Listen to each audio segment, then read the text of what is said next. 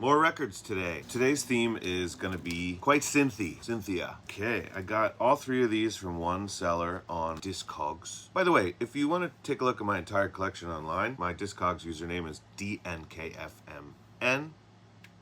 Check it out. First we have Tiny Adventures by Tiny Mouse, released on Phantom Lure 2021. The best way to describe the best way to describe Tiny Mouse is as if a tiny mouse had a little synth and was trying to make dungeon synth music, but it ends up being super happy sounding, happy feeling. Little bops on the lighter side of dungeon synth,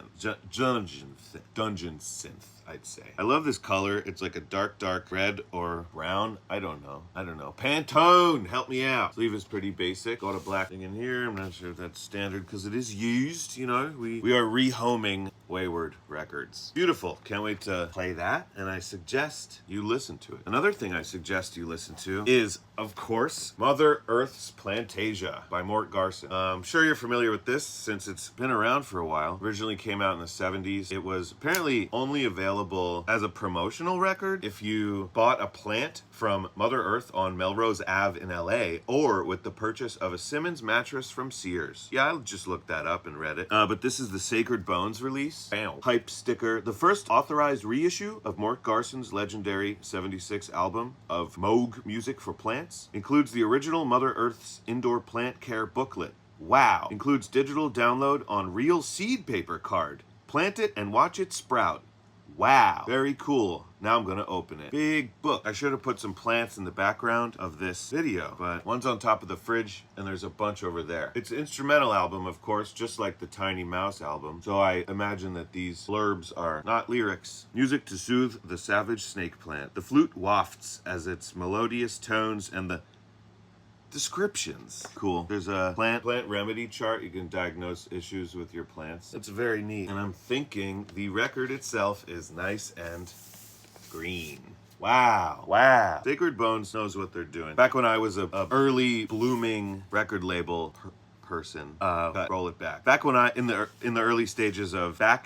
early stages of when I was dabbling in record label production. Back when I was just starting out with my little record label collective, Sacred Bones was a big inspiration for me. Here's that download card, seed paper. I love this shit. Plant me, watch me grow. Third record I want to show you today is Pull My Hair Back by Jessy Lanza. Resident advisor, one of top Best 20 of 2013. Jessy Lanza. From what I know, she was like a teacher teaching little kids, and one day kind of was like, I like to make synthy music. Cynthia. This album is great. Hyperdub put it out. This is her first debut. This is her first full-length album. Yes, Hyperdub. Different from Diaper Hub. Inner sleeve, nice minty.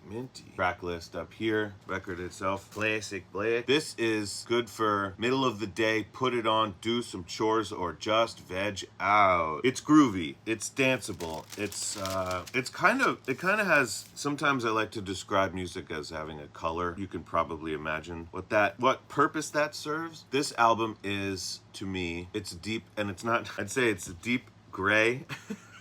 I don't know how influenced I am by the actual album art when I describe stuff like this, but it kind of makes me squint and turn inward. It has a lot of energy, but it's introspective. I wish I could describe it a little less cliche than that, but that's what it is. It's great. There's vocals on it too. Jessy sings nice, breathy, airy, reverb-drenched vocals.